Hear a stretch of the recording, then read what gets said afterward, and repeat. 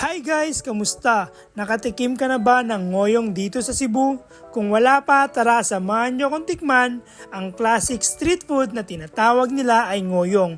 So maraming version daw sa pagluto nito guys. So nasa panlasa nyo na yan, hindi na natin kailangan yan paghawayan. Kaya guys, kapag kumain kayo ng ngoyong, dapat bagong luto para ma-appreciate mo ang kanyang crispiness tapos flavorful sa loob. Sasabayan mo pa ng sweet and spicy sauce na may konting toyo. Ay guys, sobrang sarap. Tapos guys, iinuman mo ng Coke Zero dahil nga nagda-diet tayo. Ay napaka-perfect combo. Sobrang sarap guys, sinasabi ko sa inyo. Sa mga tropa nating taga Cebu, saan ba ang may masarap na nguyungan nang mapuntahan sa susunod nating pudripan? Pero ito guys, hindi ko rin pinalagpas. Native chicken kung tawagin, pinrito. Pero hindi ko masyadong nagustuhan, kaya binalikan ko yung ngoyong. Ito talaga ang pinaka-paborito ko nung nakakain na ako dito sa Cebu.